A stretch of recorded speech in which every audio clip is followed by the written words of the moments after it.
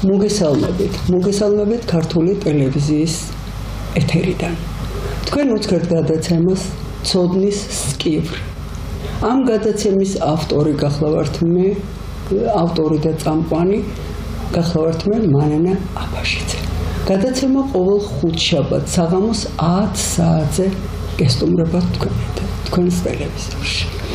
განმეორებითი ნახვის სურვილის შემთხვევაში ეს შესაძლებელია პარასკევს დილის 7 საათზე. ეხლა არ ვიცი, ბევრი ვიფიქრე ძალიან, რატომ უნდა დემურ გიორხელიძეს სჭირდება წარდგენა, არ ჭირდება, მაგრამ რახან ფორმატი მოითხოვს, მაინც გავაკეთებ ესე. ბატონი დემურ გიორხელიძე პროფესორი გახლავთ. დაბნეულია ხალხი, ეკონომისტია, პოლიტიკოსია, ვერ ერკვევიან, იმიტომ რომ ყველა საკითხში ერთნაირად ძლიერია. ამიტომ გვიმრავლოს ასეთი ხალხი ღმერთმა.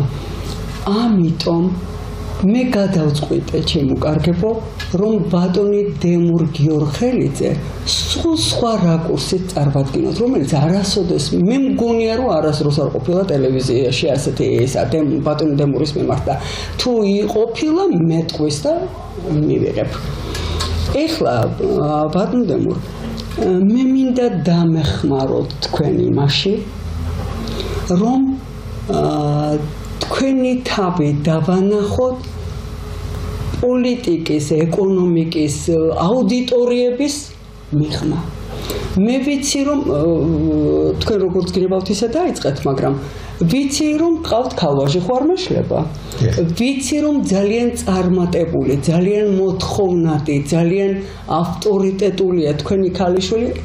შტატებში, ამერიკაში. კი, ასე. ვაჟიშვილი თბილისშია, ეს ვიცი. ეხლა ბატონო დემურ გავაკეთოთ ესეთი რამ. აი ეხლა მე ის რაც ხალხმა იცის ის ვთქვი და ეხლა მე მინდა გკითხოთ, ვინ არის დემურ გიორხელიძე? არ ვიცი, როგორ უნდა გითხრათ, მაშინ უფრო მარტივად გეტყვით. ქუთაისში დავიბადე, იქ გავიზარდე, ალბათ იქ ვიცხოვრობდი მთელი ცხოვრება. რომ არა? 99 წელს ყველაზე დიდი შეცდომა რომ არ დამეშვა და პარლამენტში არ წამოსულიყავი. იმიტომ მე ქუთაისი, სხვანაირი ქუთაისი ვიცი, სხვანაირად ვძნობ ამ ქალაქს, საშინლად ღიზიანდები და აგრესიული ხდები, როდესაც იმ რაღაც დაშტამპული წარმოდგენებით იხსენებენ ქუთაისს, რაღაც ქუთაისი ინტელიგენციით ამარაგებდა თბილისს. იმ წარმოდგენებში თბილისშიც და სხვაგანაც არის აბსოლუტურად მიუღებელი, მდარე, წარსულში ჩარჩენილი ქალაქი, რომელიც თითქოს წარსულის ნანგრევებზე არსებობს. მე ვიცი სხვანაირი, აბსოლუტურად ფანტასტიკური ქუთაისი. მამაჩემი ახალი დაბრუნებული იყო მეორე მსოფლიო ომიდან, 6 წელი იყო. 5 წელი იომა, 1 წელი ცვლარ იყო და ჩამოვიდა სოფლიდან არის ჩვენი თქვათ ფუძე არის სოფელი ძეძილეთი. აი ჩემდა სამწუხაროდ მე არ გამიგია მაგ სოფლის სახელი. გორდი ხო გაგიგია დადიანების ზაფხული, აი გორდის ძირში ცხენისწყლის ტაფობზე, სადაც 4 მხრივ მთებია, ცხენისწყლიდან სადღაც 60-80 მეტრში არის ჩემი ეზო, მამული, ბაბუა ჩემის ეზო, ეხლა ჩემს შვილს მოწონ ძალიან და გააგრძელებ. ვაჟიშვილს. დიახ. აი ნიკოლო თიბანძეს რომ აქვს მოთხრობა და მე მოკლემეტრაჟიანი ფილმიცა გადაღებული ძეძილეთის მოდელს ნადი რომ მოუყვარდა. ჩამოვიდა ქალაქში პირველი ავტოქარხნელებს შორის არის, როცა ჯერ კიდევ ფარდული იყო და საუბედუროდ ტრაიკულად იქ დაიღუპა. ჩვენ სადღაც 57 წლიდან ავტოქარხნის დასახლებაში მიიღო ვანბინა. გორის ქუჩაზე. გორი არა, ავტოქარხნის ქუჩაზე. ავტოქარხნიდან სადღაც 1 კილომეტრის მანძილზე, სადაც ცნობილი რუსული სკოლა მე-14 ჩემი სახლის გვერდით, სადაც ჩვენ პირველად ვსწავლობდით. ეს რუსულ-ქართული სკოლა იყო, ერთად დავდივდით, პირველი 2 კლასი მერე გაიყო. ეს ყველაფერი და აი იქიდან მოდის ჩემი ბავშვობა, მერე მოდის ქუთაისის პოლიტექნიკური ინსტიტუტი. ბავშვობა როგორი იყო 50-იანი წლების ბავშვი ვარ. 60-იანი წლების მოსწავლე ვარ. 70-იანი წლების პირველი ნახევრის სტუდენტი ვარ. ფანტასტიკური ეპოქა იყო, რო გითხრათ სიმართლე. საავტომობილო ქარხანა ეს იყო მულტიკულტურალური გარემო, ეს იყო კოლოსალური, ამას ვერავინ წარმოიდგენს. ოდესღაც ავწერ ამას დეტალურად. ჩემი მეზობელი იყო ოჯახი ბუენოს-აირესიდან, ფანტასტიკურად კარგი ქალი ლარისა, თავისი ქმარი, შვილები, რომელთანაც ჩვენ მეგობრობდით. ჩემი მეზობლები იყვნენ გვერდით ძალიან ცნობილი ებრაული ოჯახი, რომელიც ისრაელში არიან, ახლა ცნობილია. მე კარგად ვიცნობდი ბორის გაპონოვს, კარგად რაც ქვია, ბავშვი ვიყავი, როცა პიკნიკებზე ჩემს მეზობლებთან ერთად ჩვენ დავყავდით მათ. ეს არის ადამიანი, რომელიც ისრაელის და ებრაული ენის ერთი ახალი შემქმნელია ფაქტიურად, ვეფხისტყაოსნის მთარგმნელი ებრაულ ენაზე და აი ასეთი ცალკე თემა, ამიტომ რომ არ წავიდე 60-იანი წლების შემდეგ იყო ინსტიტუტი და ინსტიტუტის დამთავრების შემდეგ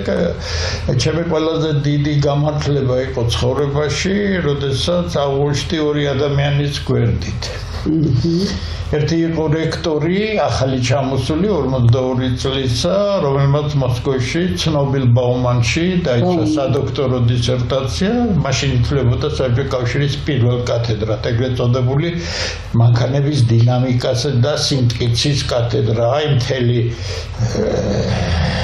მთელი სამხედრო კომპლექსის ფუძე რაღაცაები იყო და მან მიმიწვია სულ 2 კვირის განაწილებული ვიყავი თბილისში, მე დავამთავრე მსუბუქმრეწველობის ფაკულტეტი და მან მიმიწვია, მითხრეს რომ გიბარებს, არა და მე მასთან არასდროს არ მქონდა შეხვედრა. როდესაც ჩავედი და დაუჭექი წინ უთხრა რომ მინდა რომ ინსტიტუტში იმუშაოთო.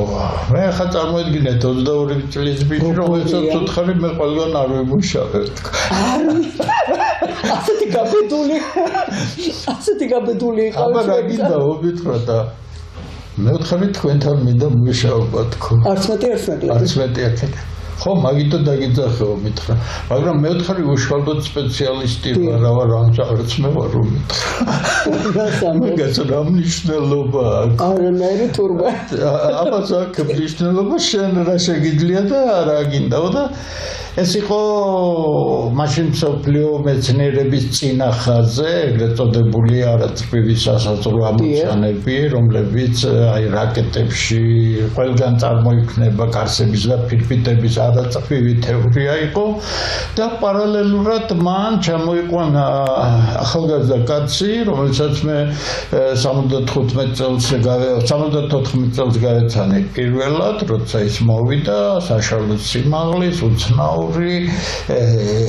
წიგნით, ცნობილი აკადემიკოსის წიგნი ეკავა ხელში, ეს ყვალთანდილ თვალწრელიძე. აი ეს საერთოდ უნიკალური ადამიანია, მე მინდა მის შესახებ ძალიან ბევრი რამ დავწერო და მე აღმოჩნდი ამ ადამიანების გვერდით, რომლებიც დღესაც კი თავისი მაშინდელი დონით მსოფლიოს ნებისმიერი უნივერსიტეტის და სამეცნიერო ცენტრის დამამშვენებელი იქნებოდა. ცხადია მე გასავლელი მქონდა რა კი ასეთ სფეროში მოვხდი მე გასავლელი მქონდა საუნივერსიტეტო მათემატიკური კურსები, კიდე სხვა კურსები, რომლებიც არ იყო ტექნიკური სასწავლებლის დონის კურსები,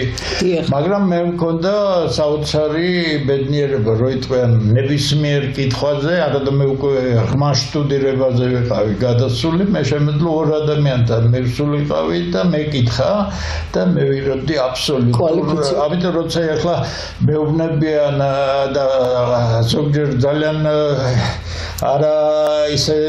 აღფრთოვანებით საუბრობ თქვა ჰარვარდზე მივიმატე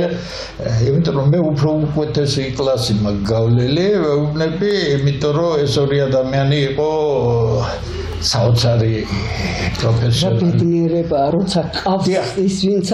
ასე მოიგონა რატომ გავუსვი ამ აცხადზე აი ეხლა მე მინდა ახალგაზრდებს დაუბრუნო ის რაც მე მათგან მივიღე კი როგორ ახერხებთ უბრალოდ მართალია ეს ისე მასიურად არ გამოდის დღეს იმიტომ რომ მაგრამ იმიტომაც ვარ ასე აგრესიული განათლების იმის დრო ეს ყველაფერი შემოbrunება შეიძლება და მე ვხედავ ახალგაზრდებს რომელთა მეშვეობითაც შეიძლება ამის ძალიან ამ ცოტა ხნის წინ ჩემი საერთო მეგობარი რომელიც ასევე მოსკოვიდან იყო ქართველი რა თქმა უნდა ლომონოსოვის ფიზიკის ფაკულტეტის დამთავრებული და ასეთი კვირალას ის არის დიახ ეს უნივერსიტეტის და ფაკულტეტის საუკეთესო იყო და მექანიკა მათემატიკის ფაკულტეტი ახლაც საუკეთესო გითხრათ სიმართლე და შემეხმიანა გავიხსენეთ და მან მითხრა ძალიან კარგი რამ რომ ათოსნაირი ლექტორი მე ლომონოსოვში არ მყავდა. რას ამბობ? წარმოიდგინეთ ახლა თქვენ ახლა რა იყო თავისებურება აი თქვენ ახსენეთ რაღაც რომ მე აქაც და აქაც მე მომიწია ამ ადამიანებთან ერთად 4 მეცნიერების შესაყარზე მემუშავა. გასაგებია გარემოს რამოდენა მნიშვნელობა აქვს ხო გასაგებია რომ მე ეს გვიგძენი რა იყო მე მინდოდა ეს და რა კი მინდოდა 20 წლის განმავლობაში დღეში 16-20 საათი ვიმუშავე რომ აი გეუბნებით ეს იყო მაშინ გამოთვლითი ცენტრები იყო ასეთი ფუფუნებაცად იყო რომ პატარა შემსახჭი კომპიუტერს დაუჯდები და რაც გინდა იმას აკეთებ მაშინ ორ-ზარმაზარ ბაში იყო გამოთვლითი მანქანები ჩვენ საშინელ პროგრამებს ვაკეთებდით იმიტომ ყველაფერი შენ უნდა გაგეკეთეთ იმიტომ რომ ამ განტოლებების არც ამოხსნის მეთოდები იყო ანალიტიკური რიცხვით მეთოდებზე შენ ვერავის ვერ მიცემდი რომ პროგრამა დაეწერათ იმიტომ რომ უბრალოდ ვერ დაგიწერდნენ იმიტომ უწვრილმანეც ნიუანსებში თუ არ არის გააზრებული ალგორითმი ამიტომ ჩვენ თვითონ ვაკეთებდით მანქანურ კოდებში პროგრამებს წერდით მე სხვა ენებზე და რასიაუნებას ღებულობ მე პასუხს ჩემი რეკორდი მუდმივად გამოთვლით ცენტრში მუშაობის არის 80 საათი სადაც ორჯერ მეუღლე მომიტანა დილით საკვები გასაგებია საკავშირო დიდი კონფერენცია იყო აქ ყველა იაშიკიდან ხალხი მონაწილეობდა იაშიკები ქვიოდა აი დახურულ ორგანიზაციებს რომელსაც მხოლოდ საფოსტო ნომერი ჰქონდა და აქ თუ მოსკოვში საბჭოთა კავშირში ამათ ქვიოდა პაშტოვი იაშიკი ანუ ჩვეულებრივ ჟარგონზე იაშიკებს უძახოდნენ გასაგებია უკვე გავიგეთ არაფერი და რაღაც სტატია გავაგზავნეთ ერთობლივი ნამუშევარი იყო და მე დღე და გამუშავდი რაღაც არ მომწონდა ჩემი ნაწილისა რომელმაც და რაღაცაც მივაგენი და როდესაც გაუზიარო რომ ასე გამოდის თქო გადააკეთე სტატია მე ავტორ და ნოდარი ვიყავით ვალიშვილი ამის ავტორები და რა კი ეს უნდა მომესწრო ყველაფერი 80 საათი გადაგული ვიმუშავე მე ჩავჯექი თვითმფრინავში ჩავფრინდი მოსკოვში იქედან ტალინში ჩავაბარე ყველაფერი სტატია ძალიან ცნობილ მეცნიერს და დაუბრუნდი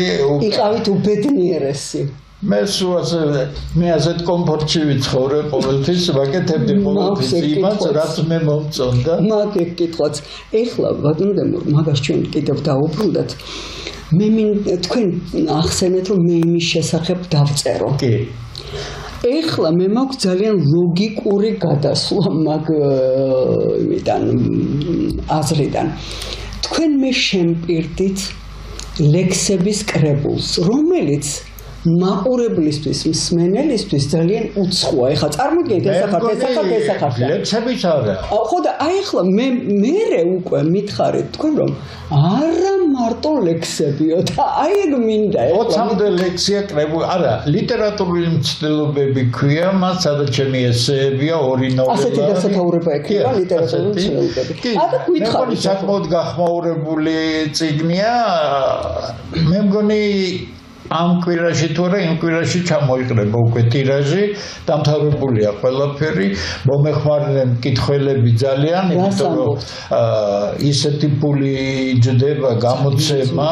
საშინთან ფერადი არის, ამიტომ ელექტრონული ვარიანტი იყიდეს, ეხლა რა თქმა უნდა შემდეგ გაუქვითავ ყველაფერ ამას, რაც ჯერ იყიდეს ელექტრონული ვარიანტი, იმ ფულით მე ეხლა გამომცემ წიგნს, მე არა ვარ ის ადამიანი, რომ ვიღაცას კარებს უკაკონო რომ არიქა დამაფინანსეთ ხო ცოტა უხს არის და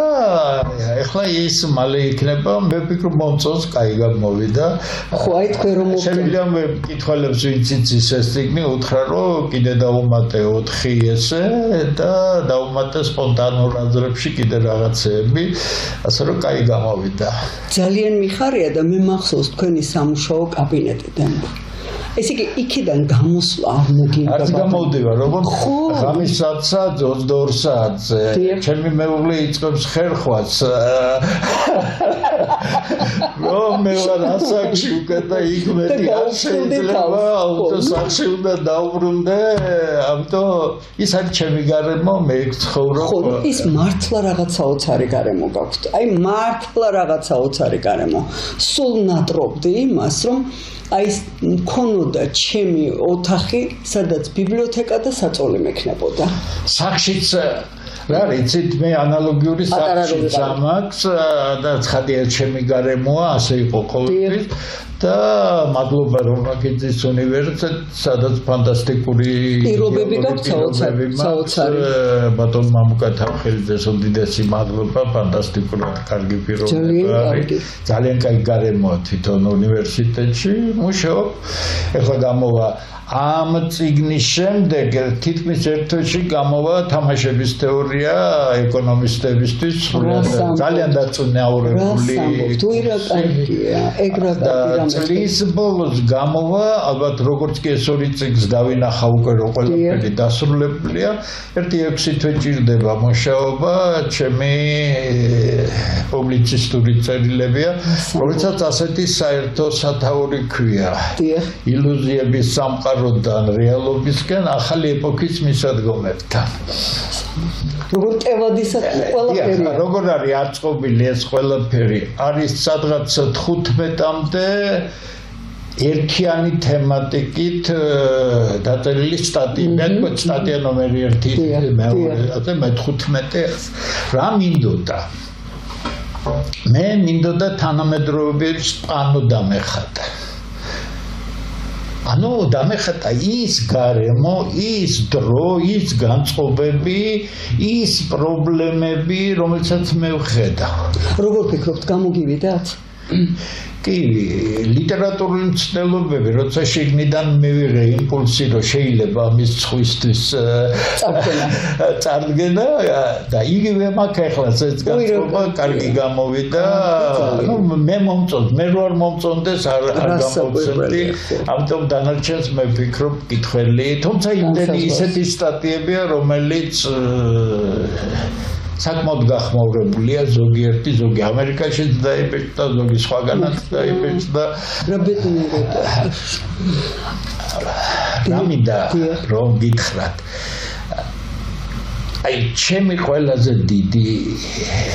გამართლება როგორც გითხარით მე მინდა ეს ახალგაზრდებმა იგრძნონ არის გარემო ღირებული სურვილია ეს ორი ადამიანი რომელიც იყო ჩემთვის ალბათ რაღაც საოცარი მათ გარეშე მე ვერ ჩამოვყალიბდებოდი ასე თვითონაც იყვნენ აი ასე სინთეზატორები რო იტყვიან ნახეთ ორივეს ერთნაირი გზა ჰქონდა გავლილი ერთი იყო ტექნიკური ცნობილი მოსკოვური ტექნიკური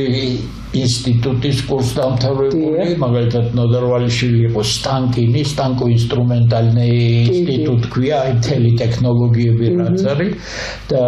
ავთანდილი იყო MTU ბაუმანის სახელობის MTU-ს დამთავრებდა მე მაურიან სახელებს ამბობთ არა მე რატო გეუბნებით ამას იმიტომ რომ პირველი დაცვები მათ ტექნიკაში გააკეთეს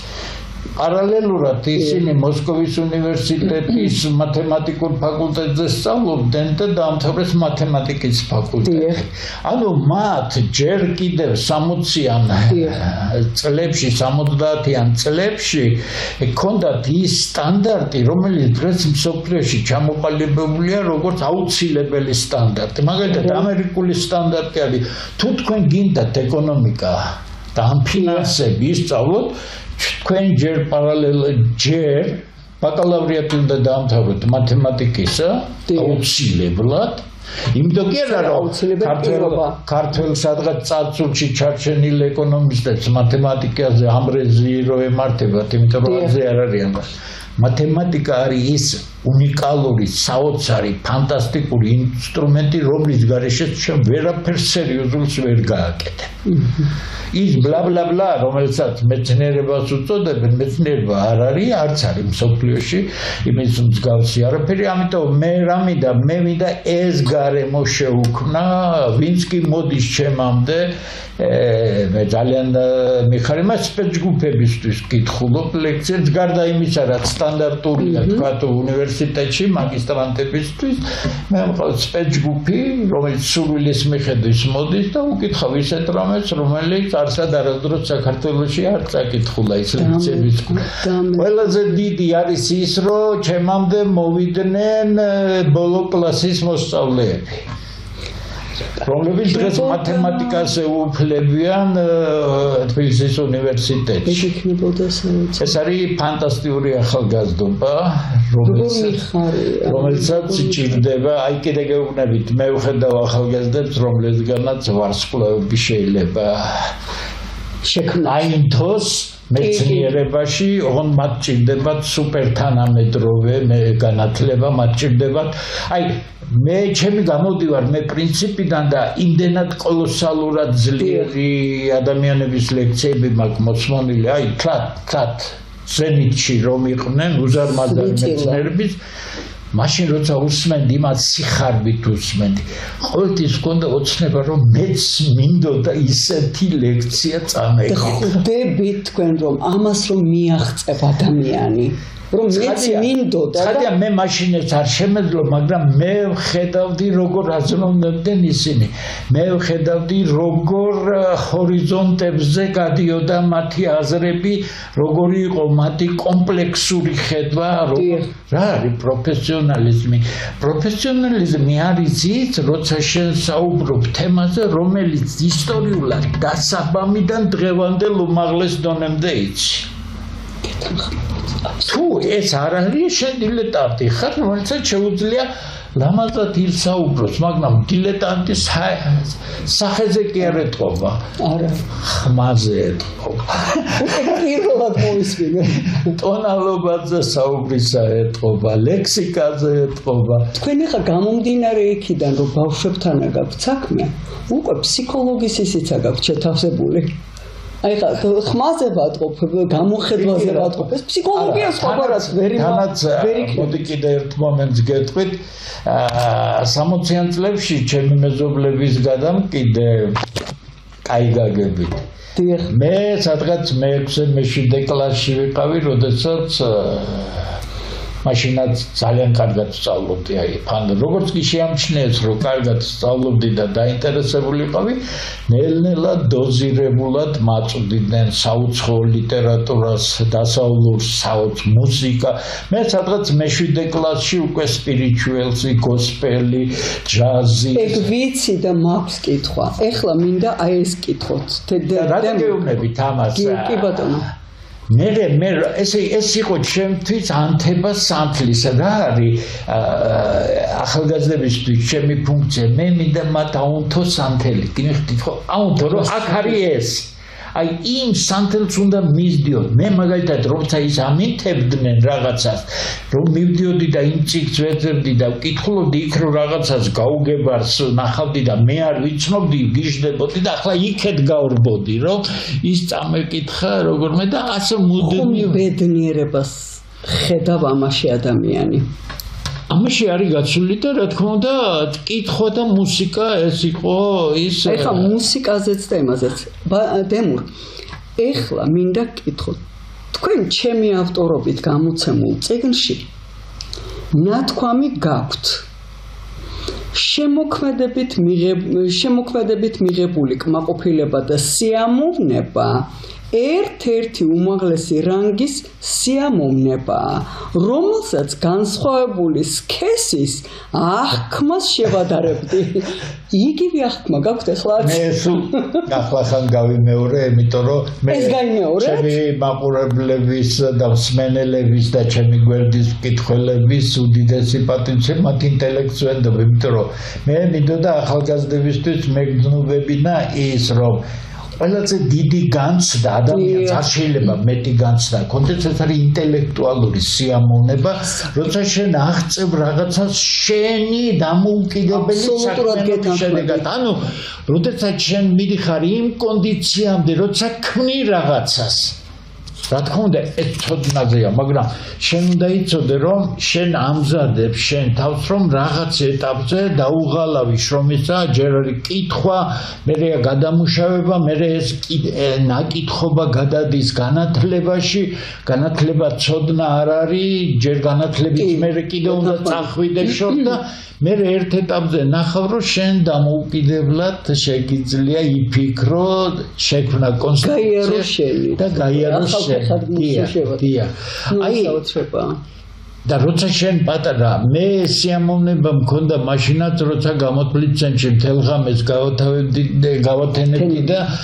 შედეგები რო იქნებოდა და მე ეს სტატიაში აღიწერებოდა და ვხედავდი ამას ყველაფერს ეს ხო ფანტასტიკური სიამოვნება როცა რაღაც გამოდიოდა და რა თქმა უნდა ეხლა ჩვენ მე განათლებულ ხალხს ვსაუბრობ რა თქმა უნდა საპირისპირო სქესის აღქმა ადამიანის აღქმა რომელიც შენთვის ძალიან ძვირფასი არის ფანტასტიკური კოლოსალური აღქმა ხო სწორია ამიტომ ორი რამ არის ამას ვერც სხვა ვერაფერი ვერ შეძრებ ამას დიდი ფულის ქონა დიდი თანამდებობა ამას ვერ საუბრალოება არა ეხლა ამ კითხვის დასმა უკვე უადგილოდ მეჩვენება მაგრამ მაინც ხართ ის ვინც გინდოდათ ყოფილიყავით მთელი ეს საუბარი მაგეთ კარგი კითხვა მე ამას ცოტა სხვანაირად ვუპასუხებდი და ამასაც ჩემს ნაწერებში და საუბარში ახალგაზრდებს მინდა ჩემი გამოცდილება უთხრა ძალიან მიზანმიმართული უნდა იყოს თქვენი მიზნისაკენ დღეს რომ გაქვთ, იმიტომ რომ ერთი მიზანი არ შეიძლება კონდეს ადამიანს, იმიტომ რომ ადამიანის მიზნები იცვლება დრო და გარემოებების გამო, იმიტომ რომ ერთს მიაღწია, სხვა გინდა და ასე შემდეგ და ასე შემდეგ. კი ბატონო. ამიტომ ამაში არაფერს არ უნდა გაუწიოთ ანგარიში და ძალიან აგრესიულად არა ადამიანის მიმართ, არამედ საქმის მიმართ. საქმის მიმართ, კი. მე მაგალითად ალბათ ყველაზე ჩემი ფსიქოლოგიური თქვა კონსტრუქციიდან გამომდინარე ისევ ამ გზაზე ვიქნებოდი, მაგრამ იმ შეცდომას არ დაუშვებდი, რაც თავის დროზე დაუშვი, როდესაც რაღაც გარემოებებს გაუწია ანგარიში და არ წავედი იქ პირდაპირ, სადაც მინდოდა, რომ ვიცოდი, უბრალოდ დრო წავაგე. მე რა თქმა უნდა, ამ ორი კაცის მეშვეობით მე აღვიდგინე ეს ყველაფერი, მე არ დაგიმალავთ რა მინდოდა, მოსკოვის უნივერსიტეტის მექანიკა-მათემატიკის ფაკულტეტი მინდოდა, მაგრამ ჩვენ არ ვიყავით ისეთ თქვათ მატერიალურ და ისეთ მდგომარეობით, თან დედის ერთა ხო იცით ესეთ თან ფანტასტიკური დედის ყველა დედა ფანტასტიკურია, მაგრამ და ჩემი ცხოვრობდა ასე ვარ ჩემი შვილის მიმართ ამიტომ მე რა თქმა უნდა ალბათ ადამიანურად სწორად მოვიქეცი რომ მისთვის ძალიან ძნელი იქნებოდა მარტო ყოფნა და ამიტომ მე ვფიქრობ რომ იგივე გზა იქნებოდა უბრალოდ მე უფრო მოკლე გზით მივიდოდი აქამდე რატო გეუბნებით მე ამას ახალგაზრდებს მიმართ არის ერთი რამ რომელიც თქვენ აი ტყივილამდე უნდა გიდოდეთ სად გადის თქვენი შესაძლებლობის მაქსიმუმი რა შეგიძლიათ თუ შენ ამისკენ არ მისტრაფი და რაღაც მიზერით კმაყოფილდები ანუ აცილდი რეალობას გახდი ვიღაცის მიმდევარი ახალგაზრდა კაცი მიმდევარი კი არა დაუმორჩილებელი უმართავი კაცი უნდა იყოს ეს არის ახალგაზრდა ბოქარი მდინარესავე ეს უნდა იყოს კაცი რომელსაც ახლოს ვერავინ გეკარება რას ქვია მიშა რას ქვია ბიძინა რას ქვია ეს რას ქვია ის მითხარით ახალგაზრდა კაცი შენი საქმე ისწავლე დაეუფლე და შენი დრო მოვა და ჩაიბარე ეს ქვეყანა გეთანხმებით აბსოლუტურად ეს მინდა რომ მივიტანო ვისაც კი მიწდება ჩემი ხმა რომ თქვენი მთავარი მიზეზი არის თქვენ ჩამოყალიბდეთ მაქსიმალურად ძლიერ დამოუკიდებელ განათლებულ ადამიანებად ოღონდ ერთი რამეა იმისათვის თქვენ რომ უსაშველოდ ფართო ხედვები გქონდეს თქვენი ფუძე არის ქართული კულტურა ეს არის სასწაული კულტურა ის გარეშე თუ ძირი საძირკველი ძლიერი არ არის და თუ თქვენ გინდათ იყოთ აი მე გამიმართლა იმით რომ მე ორი კულტურის წიაღში გავიზარდე დიახ ეს იყო ჩემი დედა მამა ბაბუები საოცარი ხალხი აი თითოეული უჯრედი გამთბარია ამ ხალხი და იყო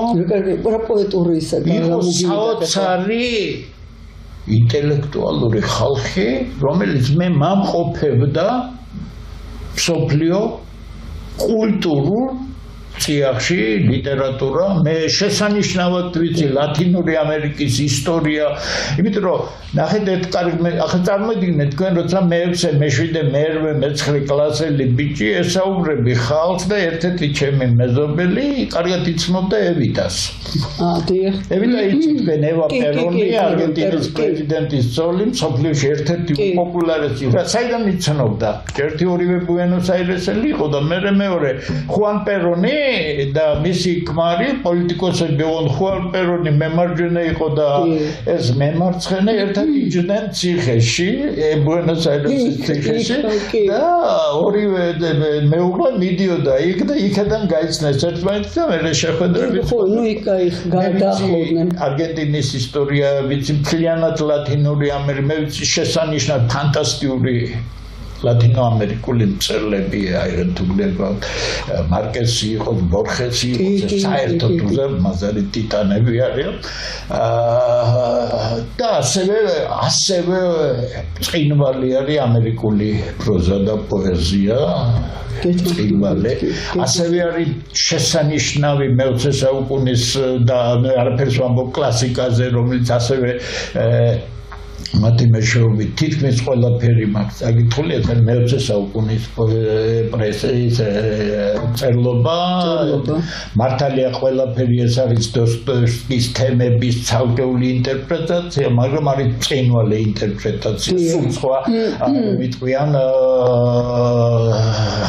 რაკურსებით დანახული და ეს იყო რა თქმა უნდა შესანიშნავი და რატომ იყო ეს მისწრაფება? საიდან გაგვიჩნდა? აი, ჩემთან აკლასელებთან ერთად, შეიძლება ყველასთან არა, მაგრამ იგრამდნენ. რაზე ვსაუბრობდით იმაზე, რომ აი ეს არის წავკითხე, ეს წავიკითხეთ, ის წავიკითხეთ და ეს იყო რაღაც კი, გააკვეთილებული ფურცლები მაქვს სკოლიდან. ვისაც რაიმე არასწორი წარმოდგენა აქვს არასწორი ხალხისგან, მე პირდაპირ გეტყვით, მე ეთიკის ლექციებზე პოლიტექნიკურ ინსტიტუტში ქუთაისში ცნობილი ერთი ლექტორი გულოა იყო გვარად კომუნიზმზე და სოციალიზმზე კი არ მელაპარაკებოდა ეგზისტენციალისტებზე მელაპარაკებოდა იმპრესიონისტებზე მელაპარაკებოდა აი პედაგოგი როგორია შემიძლია ხატზე დავიფიცო 32 სკოლა დავამთავრე ქუთაისში. ომის ვეტერანი უზარმაზარი შესანიშნავი კაცი აკაკი გვაძავა იყო დირექტორი. ერთ პედაგოგს ოდესმე ერთი სიტყვა თუ ეთქვა კომუნიზმზე და სოციალიზმზე, აი შემიძლია დავიფიცო. ეს კი არა მე-7 კლასელ ბავშვებს ქართული ენისა და ლიტერატურის შესანიშნავი მასწავლებელი ლეილა ჯავახაძე როგორ გვიყვებოდა იცი შინსახკომი ასე ხვრეტდა ხალხსო გამიგეთ მე-7 კლასელ ბავშვი იმიტომ რომ ის იყო ჯერთი აკაკი შენძის საუკეთესო სტუდენტი იყო თავის დროზე იყო ძალიან საოცარი ცოდნე ამ გრამატიკის ქართულის და ლიტერატურისა ამ მე წავედი ინსტიტუტში ხო ქუთაისში ერთადერთი საგანი, სადაც სეკოტკოპ ისტორია რო ქვიოდა, ის სავალდებულო იყო და ჩვენც და ის ლექტორიც ვაკეთებდით იმას, რომ სახადი უნდა მოგეხადა. სხვანაირად აი არ მახსოვს არც ერთ სხვა ლექციაზე რომელიმე ლექტორს კომუნიზმი ან სოციალიზმი ეხსენებინათ. ამ ცოტა ხნის წინ გარდაიცვალა 10-5 წლის ასაკში სიმონ არველაძე. რომელიც ფილოსოფიას მიკითხავდა პირველი კურსის მეორე სემესტრიდან და გერმანულ კლასიკურ ფილოსოფიაზე მეყვებოდა თან ძალიან ინტენსიური კაცი იყო და დიოდა ასე ახლაც მახსოვს მე არცად მისგან სოციალიზმი და კომუნიზმი არ გამიგონია ისევ როგორც პედაგოგები. ესე იგი, მე რა მინდა გითხრათ, ის არასწორი წარმოება, რა თქმა უნდა, საბჭოთა სისტემა და საბჭოთა წყობა აბსოლუტურად არ იყო სასურველი და გაცილებით უკეთესი საგება, იმიტომ მე ძალიან აგრესიული როა უკან ცლა არ არის, გაცილებით უკეთესი შეგვიძლია და ჩვენ ამას ავაგებთ ერთადერთ შემთხვევაში, თუ ქართველების მინიმალურად აუცილებელ რაოდენობა სურს ეს მე როგორც ერთმა კაცმა და მე არა ვარ მარტო შემიძლია ავანთო ეს გზები და მიზნები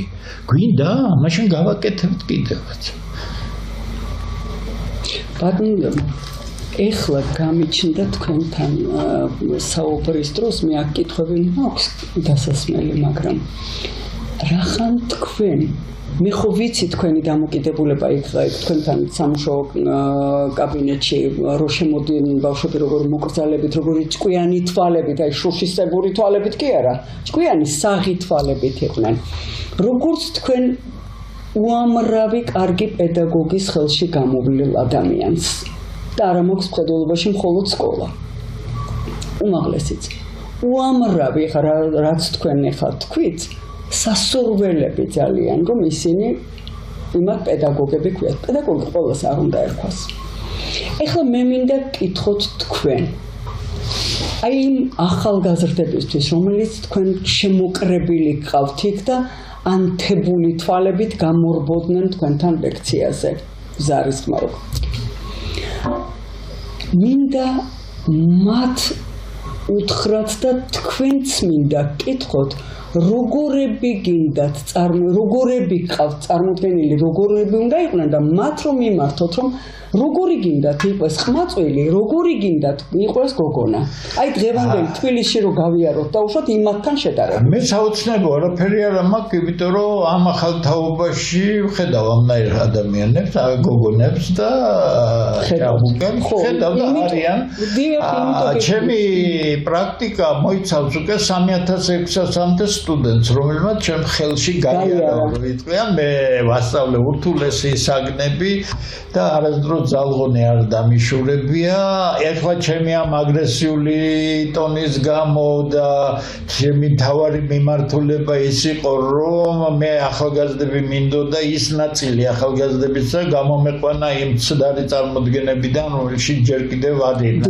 ნაწილი მაგრამ ამას ხებიც გვისმინენ და მოდიან ახალგაზრდები ჩვენთან და ეს არის ყველაზე დიდი ბედნიერება ჩვენთვის და მე ვხედავ ასეთ ახალგაზრდებს ერთადერთი რაც მათ მათ ჭირდებათ ის მუხტი და მე მინდა დავქოქო ისინი ჩვეულებრივ ისეთნაირად რომ ამ გზაზე ამ ტრაექტორიაზე შევიყვანო და მე მგონი შესული ახლა მათ ჭირდებათ ერთ კაცს რა თქმა უნდა განათლება მათ ჭირდებათ სუპერ თანამედროვე მე პირდაპირ ვამბობ უხეშად ვამბობ და მოურიდებლად თბილისის ნებისმიერ უნივერსიტეტში წაკითხული სერიოზული ლექცია და ჰარვარდში და იელში და მასაჩუსეტსში წაკითხული ლექცია არ შეიძლება განსხვავდებოდეს ერთმანეთისგან არ განსხვავდება თუ არ განსხვავდებოდეს აი თუ განსხვავდება შენ ესენი მაინც არაფერი არ იციან და ამნაირებია და ამიტომ შენ რაღაც რომელიც ისეთ ლექციებს კითხულობ პანჩურით უნდა გამოგაგდონ იქედან მე ვარ აგრესიული იმიტომ რომ საჭიროა მე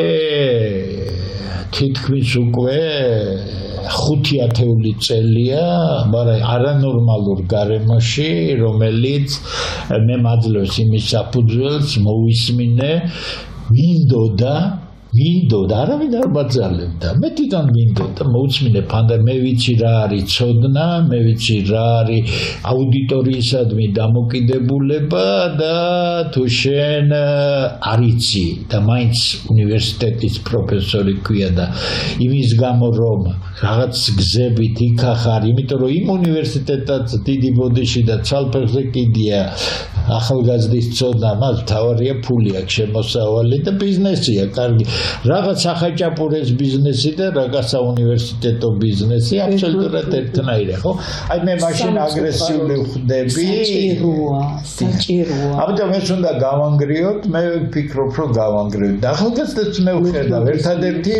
ამიტომ არის ერთი რამ ამ საუბარს რა შინაარსი აქვს არ გაძლევს ეს სადღაც ხომ ისმენ ეხლა მით უმეტეს წყაროები ბევრია ნამდვილი განათლება არის თვითგანათლება გეთანხმებით მე როდესაც ამინთებდნენ იქ როცა ვთქვა გენიალური მეცნიერის ლექცია მომისმენია მე ამენთო რამდენიმე სანთელი მე წამოვედი მერე და საათობი დღეები და თვეები დავხარჯე რომ იმაში გავკვეულიყავი საერთოდ უნივერსიტეტის სტანდარტი როგორია თქვენ მოისმინეთ 1 საათი ლექცია ჩემგან თუ გნებავთ ნებისმიერ მაშინ იმისთვის რომ ეს ლექცია შენთვის გასაგები იყოს ბოლომდე ამა ისე როგორც მე მინდა რომ გესმოდე შენ 4 საათი მინიმუმ და დაგარგო 1-4-დან ეს არის სტანდარტი მე ხშირად ვეკითხები სტუდენტებს როგორ სწავლობთ აი მაგით მოგეცით ლექცია ნუ ეხლა რომ გითხრათ რომ სწავლის კულტურა არსებობს აღარ არიციან როგორ უნდა სწავლა სწავლების ერთადერთი ფორმა არის სტუდირება ანუ შენ იდებ ამ ლექციას ან წიგნს პარალელურად შენ იწყებ ცარიელ ფურცელზე ფანქრით ხელში გინდ რაიმე პასტით ხელში ყველაფერს გავლას ყველა ცნების გარკვევას ყველა ფორმულის გამოყვანას რაც ვერ გაიგე კარგად კითხვის ნიშნებს სვამ და ამას ქვია სტუდირების პროცესი მე გაიაზრებ ყველაფერს და მოდიხარ ჩემთან და ყველა დასმულ შეკითხვაზე კითხვის ნიშანზე იღებ სრულ პასუხს მე ახალგაზრდა ვინ ჩემთან არიან უყვები ასეთ რაიმეს რომ მქონია შემთხვევა როდესაც მონოგრაფიებს რამეს ვარჩევდი თავის დროზე ინტენსიურად ახლაც ვარჩევ სხვათა შორის მაგრამ ახლა უკვე გაცილებით სხვა დონის რამეზე მე მქონია შემთხვევა როდესაც ერთი გვერდი ვერ გადამიფურცლია მთელი დღის განმავლობაში იმიტომ რომ ვერ გამიგია ეს გადასვლა როგორ გაკეთდა ამ საფეხურიდან ამ საფეხურზე და მე ახალგაზრდებს ვეუბნებით როგორც თქვენ არ გაარკვევთ ამას და გადაფურცლავთ ერთხელ მურჩა თქვენ დაუშვით ზერელობა და თქვენ მეორესაც გადაფურცლავთ მე ასესაც გადაფურცლავთ და თქვენ იქნებით ზერელი ადამიანი რომელიც ხმა პროფესიონალამდე ვერაფრით ვერ დავა ამიტომ ყველაფერს აქ სწავლა არის კოლოსალური შრომა ой რას ამბობთ თუ კი მართლა სწავლა თუ შენ არ გინდა ამის იძულება არის ჯობია და ვინმე ციხეში ჩაგაჯინოს იქ მან სხვა გარემოში იქნება ბარუნდამ ეხლა მე მინდა თქვენ ან დამეთანხმოთ ან თქვენეული შეფასება მითხრათ მე ეხლა თქვენთან სულ უამრავი კითხვა დამრჩა მაგრამ თქვენ ისეთ თემაზე ისაუბრეთ რაც ჩემთვის ძალიან ახლოა მოხარული ძალიან ახლო იმიტომ რომ მე დისერტაციისთვის დამჭირდა აუცილებლად სკოლაში 2 წლის სტაჟი მქონდა და სკოლაში მუშაობისა და ის იყო ქართულ-რუსული სკოლა და პირველი სადაც გამიღეს საკლასო ოთახის კარი ეს იყო მე-10 კლასი რუსული სკოლისა და დამრიგებელი მიმყვა და მანანა может передумаешь და გამოვხედე ესე როგორ მაკადრე მეთქი და შევედი და რო შევედეს ბოგამ მომაყოლა უკნიდან ეს იგი ზუსტად 5 წუთში ნუ იქ იყო მისთანა ქაოსი სკამებს ესროდნენ ერთმანეთს და რაღაც აუსწრებები ხდებოდა და ზუსტად 5 წუთში ისეთი სიწყნარე ხო რა თქმა უნდა სიწყნარე რომ მას ედიკ პირუმოვი იყო ესეთი დამრიგებელი და მე მგონი მანანა ფანჯრიდან მოისროლეს მე-4 სართული იყო ისეთი სიწყნარეაო და რომ გამოვედი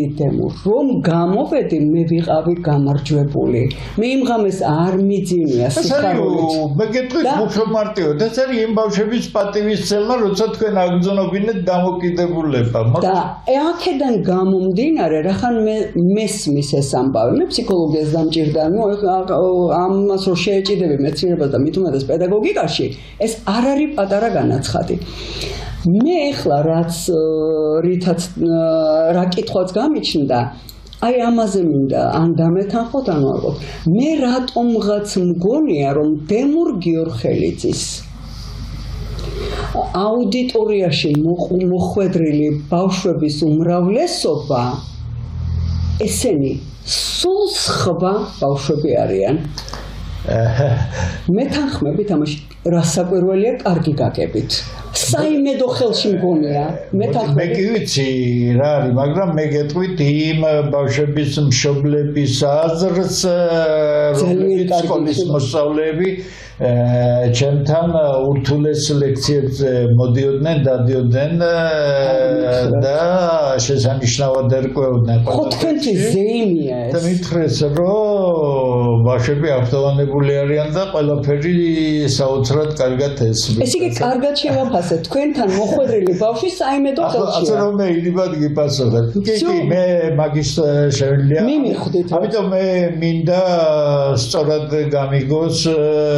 მაყურებელმაც მე რაც შეიძლება ბევრი ახალგაზრდა მოვიზიდო ამ ლექციებზე, იმიტომ ეს არის ლექცია. მე მესმის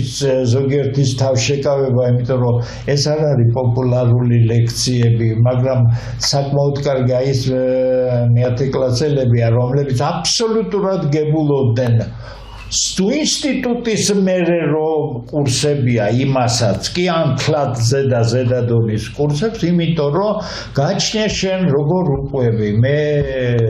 ამ ცოტა ხანში მექნება სემინარი, მე სემინარი მაქვს სამეცნიერო, რომელსაც ძალიან ინტენსიურად ვერ მომუშავებ, მაგრამ მინდა იმ კონდიცია, იმიტომ რომ აუდიტორია არ არის ისეთი, რომ ხარ შემიძლია ერთი და იგივე რამეზე. ეხლა მე მინდა სრულად აი მეცნიერების წინა ხაზზე, მსოფლიო მეცნიერების წინა ხაზზე არსებული პრობლემები დავსვა ძალიან ღრმა მათემატიკური კუთხიდან, მაგრამ მე ამას ისე აუხსნი, რომ ტურისტვისაც კი გასაგები იქნებაო ის რთულესი მათემატიკა. მე მინდა ახალგაზრდა ნიჭიერი ხალხი, აი რაზეც ვთქვათ ცნობილი კლეის მათემატიკური ინსტიტუტი და მათი თემატიკა რა არის, რატომ არის ის თემატიკა ეკონომიკისთვის და ფინანსებისთვის უმნიშვნელოვანესი. მე ერთი ახალგაზრდა კაცი აღმოვაჩინე, რომელიც ტექნოლოგიების უნივერსიტეტშია, ბატონი გონდაური, რომელმაც გამომიგზავნა თავისი საზოგადოებრივ დაბეჭდილი სტატია, სადაც არის ურთულესი მათემატიკური აპარატი გამოყენებული ფინანსებში და ეკონომიკაში, სიხარულისგან რომ იტყვიან ლამის ხტოდი, იმიტომ რომ შემდეგ ჩვენ ვისაუბრეთ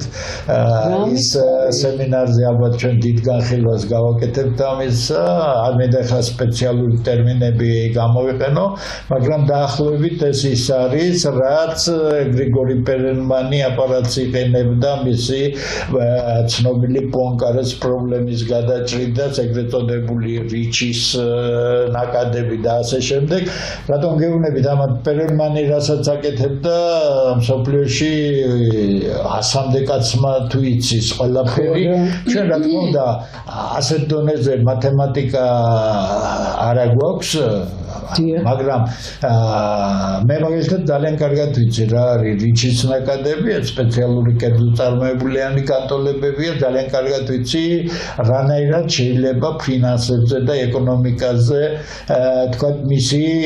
ადაპტაცია თუ შესაბამისი განსჯები იქნება. მე ყველაზე უფრო მახარებს ის, რომ ახალგაზრდა კაცი მიადგა დამოუკიდებლად ამ თემას და დაიწყო ამ უკვე პუბლიკაციაც გააჩნია. აი ეს არის ქართული უნიჭიერესი ახალგაზრდების მომავალი, ეს არის გონება გახსნილი ქართველების მომავალი და ჩვენ ეს ცეცხლი უნდა დავანთოთ მასიურად ახალგაზრდებში, იმიტომ რომ მათი მომავალი არის განათლებაში, მათი მომავალი არის მეცნიერებაში. მხოლოდ განათლება და მე მახსოვს ვინც ვთქვათ ასე მეცნიერებაში ყველა ხო არ არის. დანარჩენისთვის არის შესანიშნავი სფეროები ტექნიკაში, თქოგნება სხვა სფეროებში, სადაც მათ შეუძლიათ მაღალი ხარისხის პროფესიონალები იყვნენ. ეს არის მე ერთ-ერთ გადაცემაში ვახსენე, რომ ჟარგონზე, იმიტომ რომ მე მაინც ქუთაისიდან მოვდივარ და თანაც ესე მაინც გოგლი მოგლი ცხოვრება არ იყო ხო და ცოდნარი кайფი. აი ჟარგონზე. არა, აბსოლუტურად კარგი შეფასება. ის რაც მე თქვა ინტელექტუალურად თქვი, რომ ეს არის ინტელექტუალური სიამოვნება, ახლა გეუბნებით პირდაპირ, ეს არის кайფი. უნდა ეს ხელისუფლებას, ამ სისტემას თავში ქოუხლი ამ ხელისუფლებას თავის ყველაფრიანად ჩვენი ცოდნა არ ჭირდება ახალგაზრდებო თქვენ თუ ამ სისტემას დაემგვანებით თქვენ ერთი ცხოვრება გაქვთ და დაღუპავთ საკუთარ თავს. ამიტომ მე გავიმეორებ იმას, რაც ჩემს პოდკასტში ბოლოს თქვი, დააფურთხეთ ამ სისტემას თავზე, იყავთ მაგრები, სისტემები იცვლება, თქვენ ერთი ცხოვრება გაქვთ და ამ ცხოვრებაში იქნებით მაგრები, სადაც არ უნდა წახვიდეთ. არ მითხრათ ბატონო ძალიან გული მწყდება, რომ დროს სწრაფად გავიდა, როცა საინტერესო რესპონდენტი გყავს, ძალიან სწრაფად გარბის დრო. აი ძალიან სწრაფად. ეხლა მე რა მინდა გკითხოთ თქვენ. როცა მე თქვენ წიგნს მივიღებ, ხوار მოვაწყოთ განხილვა და პლუს ვერაფრით ვერ იმას ვიზავ. აი ესეთ პედაგოგს რო წავაწყდი, მოდით გარდა იმისა, რომ ეკონომისტი ხართ, გარდა იმისა, რომ პოლიტოლოგი ხართ და ყველა სფეროში, ყველას თავისიანი გონი ხართ, პოლიტიკაში თავისიანი, ეკონომიკაში თავისიანი, მე მაგალითად დაგინახეთ როგორც უძლიერესი პედაგოგი. მოწყურებული, აი ანკარა წყარო, აი უდაბნოში რო წყალი არ არის და ისა და რომ დაეწაფებ. ძალიან მარტივად აგიხსნით თქვენ, რაკი მე რაღაცებს გარემოს გაუწიე და მე ინსტიტუტში რომელიც კარგად სწავლობდი, მაგრამ ინსტიტუტმა ვერ დამტვირთა 10%-ზე მეტი. ვერაფრითვირთა. ამიტომ ეს იყო ჩემი რაღაც უკმარისობის არანორმალური გრძნობა და როგორც კი მე გამიჩნდა გარემო ასეთი ადამიანებისა, პრობლემას კარგად იცოდა და მე იმ სამეცნიერო თემატიკაში, სადაც ნოდარვალიშვილის მეშვეობით მოხდი ჩვენ ეს იყო რაკეტებთან დაკავშირებული ძალიან დახურული სამეცნიერო თემატიკა, ის იყო არანორმალურად ხისტი გარემო, ახლა წარმოიდგინეთ თქვენ, მე ახლა რო ვიხსენებ, იმ ხალხს ნორმალური არც ერთი არ იყო, იმიტომ ისეთ რამეებს აკეთებდნენ, ნორმალური ვერ იქნები იქ. რა კარგია ესეთი არანორმალურობა რა, როცა ესეთი არა. მაგრამ ერთი რამეა, რაც მე პირველივე შეხვედრის დროს იქ როცა მოვხდი, ერთ-ერთ იაშიკში, ძალიან ცნობილ იაშიკში, ეს იყო არანორმალურად ყურადღება შენდამი რას ლაპარაკობ, მე რაღაც ვთქვი და ჩამეკითხეს, მე იმდენი გრძნობა კი მქონდა, რატო ჩაგეკითხეს, რომ შენ ზუსტად ვერ გამოხატე შენი აზრი, ხო? ამიტომ მე მივხვდი და მე მითხრეს, რომ საკმარისია აქ ერთხელ წამოგწდენო და დილეტანტური ფრაზა და შენ აქ ვერასდროს ვერ გამოჩნდებოდი. რატო? ის რომ შენ ახალგაზრდა ხარ, იქ იციან და შენ იმას არ მოგთხოვენ, რაც თავად კონსტრუქტორები და შემქმნელები აკეთებენ. მაგრამ მათ იციან შენ რა დონე უნდა გქონდეს. თუ შენ ეს დონე არ აქვს, რომელიც შენას აქ შეესაბამება, შენ ვის სჭირდები საერთოდ? არავის. ეხლა მეშინია არ გაითიშოს დრო ავტომატურად. მოკლედ მე ძალიან კმაყოფილი ვარ. ამ მადლობა თქვენ რომ მე მომეცით ამის გაცნობის საშუალება. აბსოლუტურად კმაყოფილი ძალიან რომ მე ჩავთვლი რომ კოლეგად შემიძლია უკვე იმას აქვთ წარმოგიდგინოთ და ისა, იმიტომ რომ ძლიერი პედაგოგი ჩემთვის არის ყველაზე დიდი სიმდიდრე. გახსოვთ ხო ჩეხოვის ისა წუხილი რომ განათლება იმ დონეზე ჰქონდათ დაყენებული, რომ უნდა ჩასულიყო იმიდან დედაქალაქიდან პედაგოგი რომელიღაც მაზრაში და ჩეხოვი წუხდა, იცით რაო, ჩვენ ახლა არა გვაქვს საშუალებაო, რომ ისე დავხვდეთ პედაგოგს როგორც ეკადრებაო და ახლა მხოლოდ ერთი დამხმარე და მხოლოდ მზარეული ეყოლებაო. ამიტომ ძალიან ბედნიერი ვარ დღეს ეს რომ აი თანამოაზრესთან მქონდა საუბარი და დიალოგი. დააფასეთ ძალიან გთხოვთ ჭკუის დარიგების თვალსაზრისით არანაირად დააფასეთ დემურ გიორხელიძის პედაგოგობა მის სტუდენტებს მიმართავ კი ვხედავდი ანთებულ თვალებს რომ გამორბოდნენ თქვენთან მაგრამ ეს თქვენ ისეთი პედაგოგი გყავთ რომ წლების შემდეგ ძალიან ბევრჯერ გაიხსენებთ და ეხლა დააფასეთ და ესა გადაცემა დასრულდა, რაზეც ძალიან წყდება გული. შემდეგ ხუჩაბათამდე გემშვიდობებით და მშვიდობიან ღამეს გისურვებთ. მადლობა.